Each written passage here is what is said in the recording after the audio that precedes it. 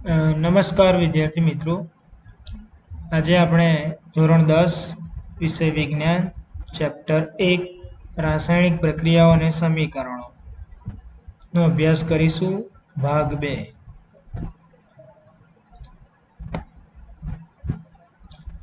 Question 1. ઉષ્માક્ષેપક રાસાયણિક પ્રક્રિયા કોને કહે છે? ઉદાહરણ આપો.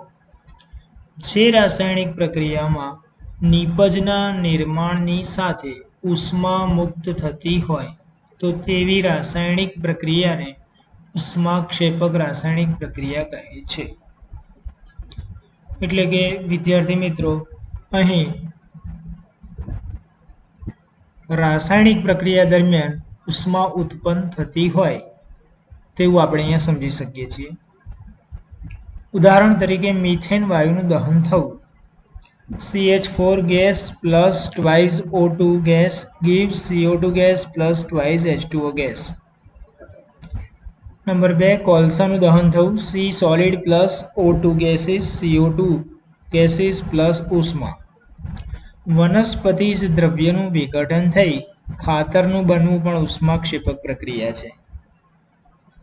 વનસ્પતિજ દ્રવ્ય એટલે કે વનસ્પતિના પાન છે, વનસ્પતિના ભાગો છે વગેરે એને વનસ્પતિ દ્રવ્ય તરીકે આપણે અહીંયા ઓળખીશું.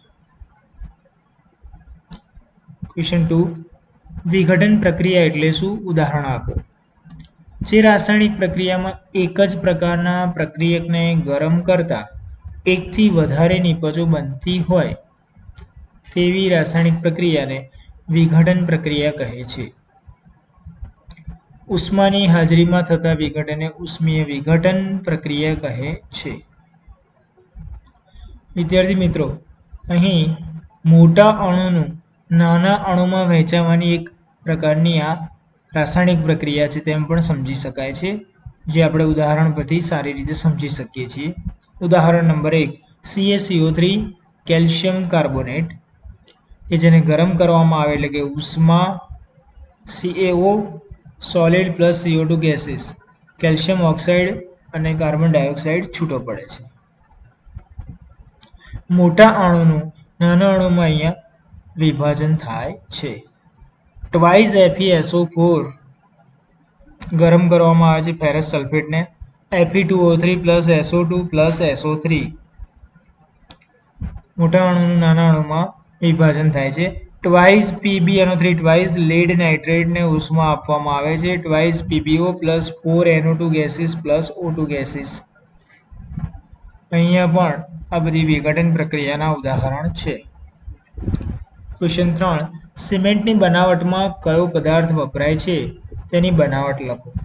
સિમેન્ટની બનાવટમાં કડી ચૂનો એટલે કે મીન્સ કેલ્શિયમ ઓક્સાઇડ એટલે કે CaO વપરાય છે અને CaO ની બનાવટ નીચેના રાસાયણિક સમીકરણ પરથી સમજી શકાય છે. CaCO3 સોલિડ એટલે કે ચૂનાનો પથ્થર કે જેને ઉષ્મા આપવાથી ચૂનાના પથ્થરનું વિઘટન થાય છે. ઉષ્મીય વિઘટન CaO solid plus CO2 gas કડી ચૂનો મળે છે. વિઘટન પ્રક્રિયામાં પ્રક્રિયકો વચ્ચેના બંધ તોડવા માટે કયા કયા સ્વરૂપે ઉર્જાની જરૂર પડે છે તે ઉષ્માક્ષેપક કે ઉષ્મા શોષક કઈ પ્રક્રિયા છે તે કહી શકાય. વિઘટન પ્રક્રિયાઓમાં પ્રક્રિયકો વચ્ચેના બંધ તોડવા માટે ઉષ્મા, પ્રકાશ અથવા વિદ્યુત સ્વરૂપે ઉર્જા જરૂરી છે. વિઘટન પ્રક્રિયામાં ઉષ્મા શોષક પ્રક્રિયા થાય છે. વિદ્યાર્થી મિત્રો, જ્યારે બંધ તોડવાનો આવે એટલે કે મીન્સ પ્રક્રિયકો વચ્ચેનો બંધ તોડવા માટે બહારથી ઉષ્મા આપવી પડે છે અથવા પ્રકાશ અથવા તો વિદ્યુત સ્વરૂપે ઉર્જા પૂરી પાડવાથી વિઘટન પ્રક્રિયકોમાં વિઘટનની પ્રક્રિયા થાય છે. અહીં વિઘટન પ્રક્રિયામાં પ્રક્રિયકના પરમાણુ ઉર્જા મેળવીને નાના અણુ કે પરમાણુમાં વિઘટન પામે છે. આમ વિઘટન પ્રક્રિયામાં ઉષ્માનું શોષણ થતું હોવાથી તેને ઉષ્મા શોષક પ્રક્રિયા પણ કહે છે. બેરિયમ હાઇડ્રોક્સાઇડમાં એમોનિયમ ક્લોરાઇડ ઉમેરતા થતી પ્રક્રિયા લખો. આ પ્રક્રિયા દરમિયાન તાપમાનમાં શું ફેર પડે છે? બેરિયમ હાઇડ્રોક્સાઇડ એટલે કે BaOH ટ્વાઇસ એમોનિયમ ક્લોરાઇડ એટલે કે NH4Cl આ બંને વચ્ચેની રાસાયણિક પ્રક્રિયા આપણને BaCl2 plus twice NH3 plus twice H2O. આ રીતની આપણને એક રાસાયણિક પ્રક્રિયા મળે છે. આ રાસાયણિક પ્રક્રિયા જે છે એમાં ઉષ્માનું શોષણ થાય છે, એટલે કે આ પ્રક્રિયા ઉષ્મા શોષક હોવાથી પ્રક્રિયા દરમિયાન તાપમાનમાં ઘટાડો થાય છે. પદાર્થ X નું દ્રાવણ ઢોળવા માટે વપરાય છે. નંબર 1, પદાર્થ X નું નામ આપો અને તેનું સૂત્ર લખો. નંબર 2, પદાર્થ X ની પાણી સાથેની પ્રક્રિયા લખો. અહીં પદાર્થ X એ કેલ્શિયમ ઓક્સાઇડ છે, જેનું સૂત્ર CaO છે.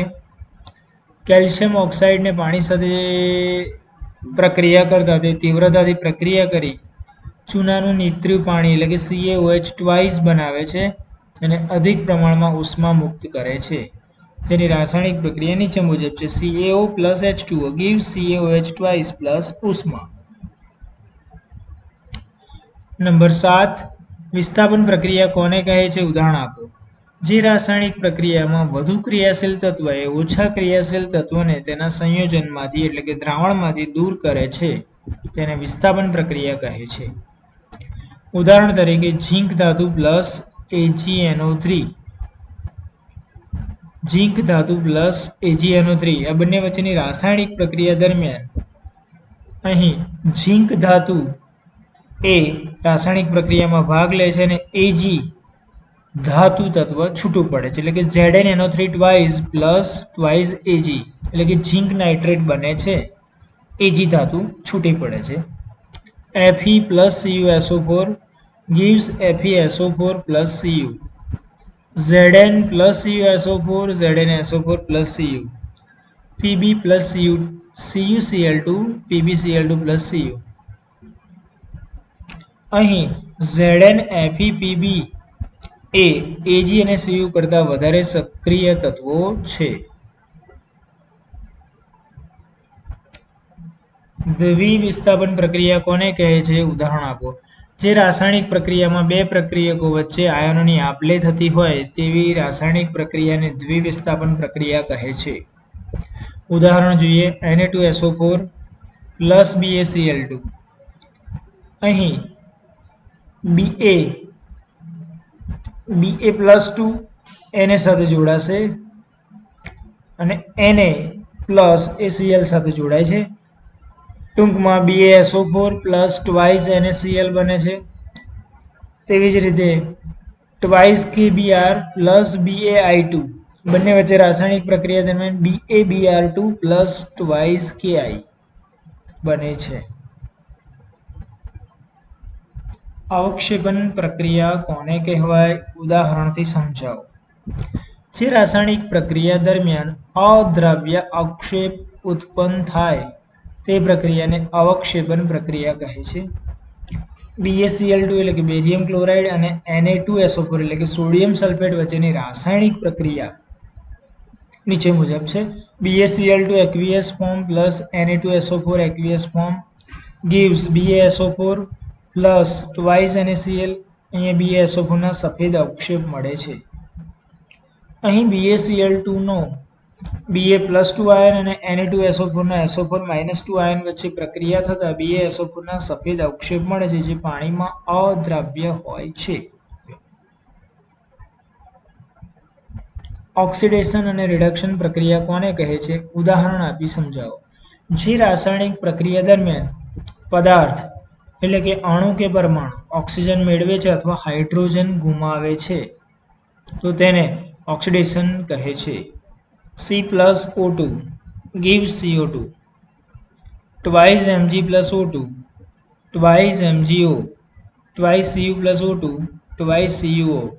ઉપરોક્ત બધી જ રાસાયણિક પ્રક્રિયાઓમાં કાર્બન, મેગ્નેશિયમ અને કોપર ઓક્સિજન મેળવે છે. આથી આ બધી પ્રક્રિયાઓમાં ઓક્સિડેશન પ્રક્રિયા છે અથવા ઓક્સિડેશન થાય છે તેમ કહી શકાય છે.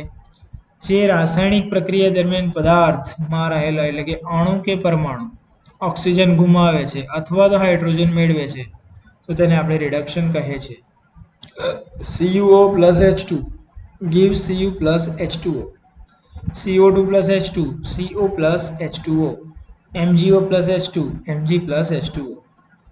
ઉપરોક્ત બધી જ પ્રક્રિયાઓમાં CuO, CO2 અને MgO ઓક્સિજન ગુમાવે છે.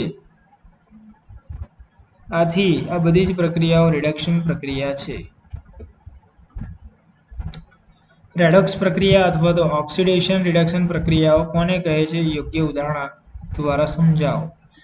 જે પ્રક્રિયામાં એક પ્રક્રિયકનું ઓક્સિડેશન થતું હોય અને બીજા પ્રક્રિયકનું રિડક્શન થતું હોય તો તેવી પ્રક્રિયાને રેડોક્સ પ્રક્રિયા અથવા ઓક્સિડેશન રિડક્શન પ્રક્રિયા કહે છે. અથવા જે પ્રક્રિયામાં ઓક્સિડેશન રિડક્શન બંને પ્રક્રિયાઓ એક સાથે જ થતી હોય તો તેવી પ્રક્રિયાને રેડોક્સ પ્રક્રિયા અથવા ઓક્સિડેશન રિડક્શન પ્રક્રિયા કહે છે. ઉદાહરણ લઈશું. CuO પ્લસ H2 ઉષ્માની હાજરી Cu પ્લસ H2O બને છે. અહીં CuO માંથી એરો Cu તરફ કરીએ. ડાબી બાજુ CuO છે જ્યારે જમણી બાજુ નીપજ તરફ માત્ર Cu છે. એનો મતલબ કે આ પદાર્થ ઓક્સિજન ગુમાવે છે એટલે ઓક્સિજન ગુમાવતો હોવાથી અહીંયા રિડક્શન પ્રક્રિયા થઈ એમ સમજી શકાય છે. જ્યારે H2 તરફથી એક એરો H2O તરફ આપણે દોર્યો છે. અહીં H2 ડાબી બાજુ એકલો છે જ્યારે જમણી બાજુ H2O બને છે એટલે કે ઓક્સિજન મેળવવાની ક્રિયા થાય છે માટે આ ઓક્સિડેશન પ્રક્રિયા છે. Example number 2 ZnO plus C gives Zn plus CO. અહીં ZnO તરફથી એરો Zn તરફ દોરીશું. ડાબી બાજુ ZnO ઝિંક ઓક્સાઇડમાંથી ઓક્સિજન દૂર થાય છે અને જમણી બાજુ આપણને Zn મળે છે એટલે કે નીપજ તરફ Zn જોવા મળે છે. અહીંયા ઓક્સિજન ગુમાવવાની પ્રક્રિયા થાય છે માટે આ પ્રક્રિયા રિડક્શન છે. જ્યારે કાર્બન તરફથી CO તરફનો એરો દોરીશું એમાં ઓક્સિજન મેળવવાની પ્રક્રિયા છે એટલે કાર્બન ડાબી તરફ પ્રક્રિયક તરીકે કાર્બન એકલો છે જ્યારે નિપજમાં આપણને કાર્બન મોનોક્સાઇડ મળે છે એટલે કે ઓક્સિજનનો ઉમેરો થાય છે એટલે ઓક્સિડેશન પ્રક્રિયા છે. ઉપરોક્ત પ્રક્રિયાઓમાં CuO ZnO અનુક્રમે Cu અને Zn માં રિડક્શન થાય છે જ્યારે H2 અને C નું અનુક્રમે H2O અને CO માં ઓક્સિડેશન થાય છે. ક્ષારણ વિશે નોંધ લખો. એસિડ અને બેઝની હાજરીમાં ધાતુને કાટ લાગે છે. આ કાટ લાગવાની ક્રિયાને ક્ષારણ કહે છે. ઉદાહરણ તરીકે ચાંદીને કાટ લાગતા એટલે કે તે કાળા રંગની બને છે. લોખંડને કાટ લાગે છે. તાંબા પિત્તળના વાસણો પર લીલા રંગનો ક્ષાર બાજે છે વગેરે એક પ્રકારનો ક્ષારણના ઉદાહરણ છે. ક્ષારણને કારણે લોખંડના ઉપરના સ્તર પર લાલાશ પડતો કથ્થાઈ રંગનો પાવડર એટલે કે પડ જામી જાય છે જેને લોખંડનું કટાવું અથવા ક્ષારણ કહે છે. ટૂંકમાં ધાતુ પદાર્થ પર તેની આસપાસ રહેલો ભેજ એસિડ વગેરે સાથેની પ્રક્રિયાથી તેનું ખવાણ થાય છે. આ પ્રક્રિયાને ક્ષારણ કહે છે. ક્ષારણના લીધે કારના ભાગો, પુલ છે, લોખંડની રેલિંગ છે, જહાજો વગેરે લોખંડના બધા ભાગો ખવાઈ જાય છે અને ખૂબ જ નુકસાન થાય છે. સમયાંતરે તેને બદલવા પડે છે. લોખંડ પર કાટ લાગતો અટકાવવા માટે તેની પર રંગ કરવામાં આવે છે અથવા લોખંડ કરતાં વધારે સક્રિય ધાતુનું તેની પર પડ લગાવવામાં આવે છે. ઝીંકનું પડ ધરાવતા લોખંડને ગેલ્વેનાઇઝ્ડ આયર્ન કહેવામાં આવે છે. ગેલ્વેનાઇઝ્ડ આયર્ન કહેવામાં આવે છે અને આ પડ લગાવવાની ક્રિયાને ગેલ્વેનાઇઝેશન કહેવામાં આવે છે. Next question. ખોરાપણું વિશે નોંધ લખો. તૈલી અથવા ચરબીજન્ય ખોરાકને ખુલ્લી હવામાં રાખતા તેનું ઓક્સિડેશન થવાથી તે ખોરો પડે છે જેને લીધે તેનો સ્વાદ અને ગંધ બદલાય છે. આ ક્રિયાને ખોરાપણું કહે છે. ખોરાપણું અટકાવવા માટે તેમાં ઓક્સિડેશન પ્રક્રિયાનો પ્રતિકાર કરે તેવા પદાર્થો ઉમેરવામાં આવે છે કે જેને એન્ટીઓક્સિડન્ટ પદાર્થો કહે છે. તદુપરાંત ખોરાકને હવાચુસ્ત બંધ પાત્રમાં રાખવામાં આવે છે. અહીં એન્ટીઓક્સિડન્ટ પદાર્થોની હાજરીમાં ખોરાક એ ઓક્સિજન સાથે પ્રક્રિયા કરતો અટકે છે. બટાકાની કાતરી બનાવવાવાળા ચિપ્સનું ઓક્સિડેશન થતું અટકાવવા માટે બેગમાં એટલે કે પેકિંગમાં આવેલી બેગની અંદર નિષ્ક્રિય નાઇટ્રોજન વાયુ ભરવામાં આવે છે કે જેથી તે લાંબા સમય સુધી રહી શકે છે અને તેના સ્વાદમાં અને એમાં કોઈ જ પ્રકારનો ફેરફાર જોવા મળતો નથી કારણ કે તે ઓક્સિજન સાથે પ્રક્રિયા તેની થતી નથી અને ખોરાક જે છે એ ખોરાપણો થતો નથી.